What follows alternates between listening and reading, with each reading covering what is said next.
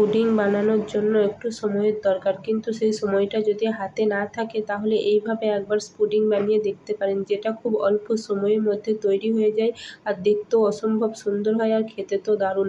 তো আসসালামু আলাইকুম বন্ধুরা, কেমন আছেন? গুজরাট থেকে সকল বন্ধুকে জানাই এমএন কিচেনে অনেক অনেক স্বাগত। আবারও চলে এলাম আর একটা রেসিপি নিয়ে। প্রথমেই দেখুন আমি এখানে ওভেনটা জ্বেলে নিচ্ছি, তার মধ্যে একটা সসপ্যান বসিয়ে দিলাম এবং এর মধ্যে দুধ দিয়ে দেবো। তো দুধটা দিয়ে দিলাম। এরপর এখানে একটা দেখুন আমি ক্যারামেল পুডিং মিল্ক জেলটা নিয়েছি।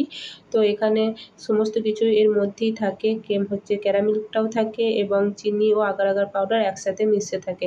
তো এর মধ্যে দেখুন সেই মিশ্রণটা আমি দিয়ে দিলাম। এটা কিন্তু একবার ভালো করে নাড়িয়ে নিলাম। এটা ফুটতে শুরু করে দিয়েছে এবং এটা হয়ে গেছে।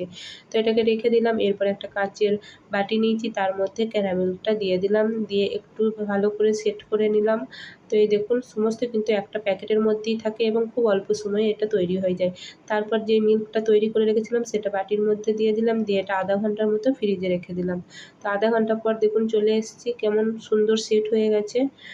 এটাকে একটা আমি কাচের প্লেট নিয়েছি, তার মধ্যে এটাকে বের করে নিলাম। দেখুন কত সুন্দর সেট হয়েছে এবং কত সুন্দর দেখতে হয়েছে। আমি একটু কেটে দেখাচ্ছি, দেখুন কত সুন্দর পুডিংটা হয়ে গেছে।